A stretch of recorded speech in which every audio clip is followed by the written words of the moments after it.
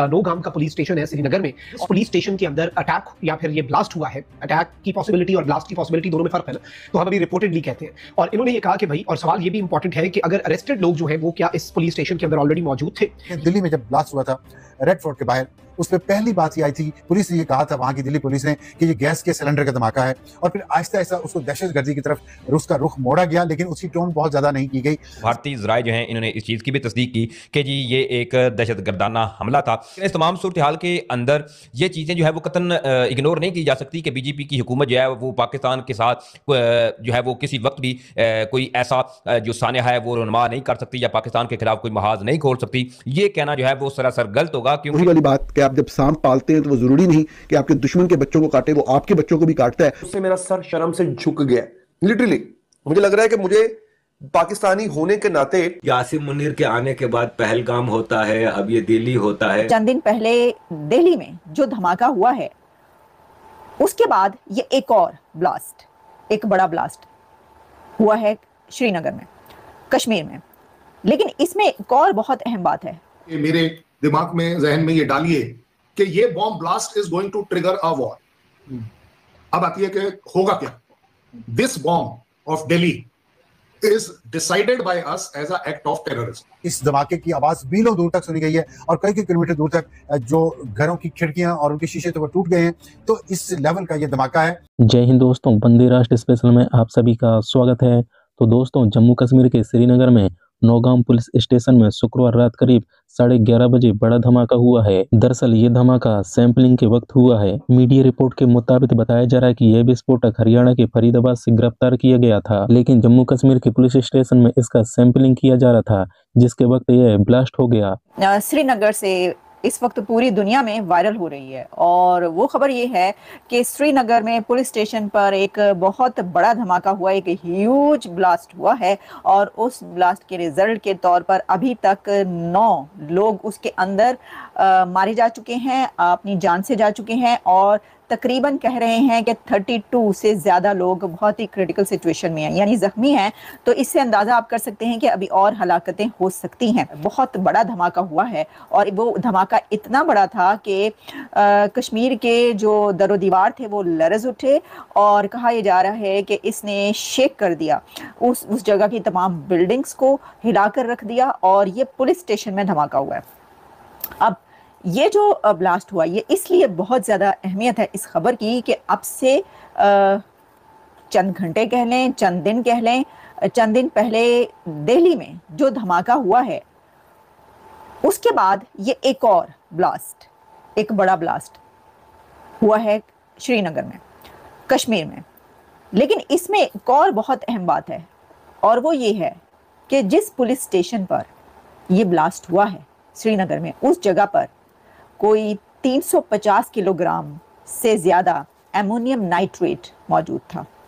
और ये वो मटेरियल था जो कि कॉन्फिस्केट किया गया था दिल्ली में होने वाले हमले और उसके अलावा पूरे इंडिया में जहाँ जहाँ पर बहुत बड़ी तादाद में बारूद, गोला बारूद का मवाद या मटेरियल पकड़ा गया था, एक्सप्लोसिव पकड़े गए थे, उसमें से 350 किलोग्राम वहाँ पर था। और वहाँ पर ये इसलिए था ये बारूदी मवाद क्योंकि वहाँ पर इन्वेस्टिगेट किया जा रहा था दिल्ली के धमाके को।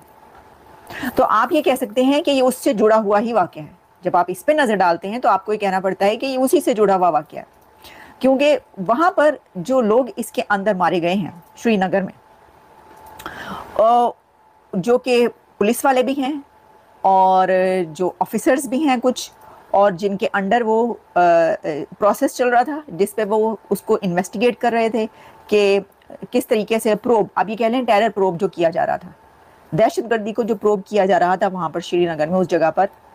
तो मैंने तो इंडियन मीडिया में ये भी कहते सुना कि ये जो एक दहशतगर्दी का प्रोब था तो उसकी एविडेंस जो थी उसको भी उड़ा दिया गया या वो भी अब ख़त्म हो गई।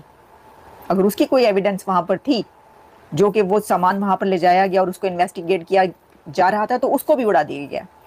अब देखिए बात पता क्या है, इसके अंदर ये है कि हम इसको कैटेगोरिकली कुछ ये नहीं कह सकते कि ये ऐसा ही धमाका था। अभी तक हम इसको ये कहेंगे कि एक्सीडेंटल था, ये एक हादसाती धमाका है। अच्छा, लेकिन क्योंकि इससे जुड़े हुए जो वाक़यात हैं, जैसे कि दिल्ली का धमाका अभी हुआ कुछ दिन पहले, और उसके बाद उसी का जो सारा मवाद था, मटेरियल एक्सप्लोसिव, उसको वहाँ पर ले जाकर रखा गया था।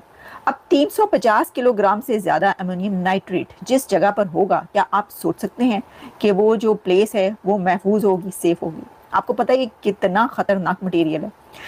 India does not have any interest कि हम पाकिस्तान की जमीन का कोई टुकड़ा अपने पास ले लें, पाकिस्तान को अपने पास ले लें, या किसी भी तरह से पाकिस्तान को कोई भी डैमेज हम करें। लेकिन फिर भी क्योंकि इसके ऊपर पाकिस्तान आवाम बोल सकती है कि नहीं जी आपने तो ये भी किया है, वो भी किया है। 2000 इंसिडेंसेस जो हताहत हुए हैं, उसके साथ काफी लोग इंजर्ड भी होंगे। मैं तो कहूंगा कि मेरी तरफ से, मेरे देश की तरफ से उन सबको श्रद्धांजलि है।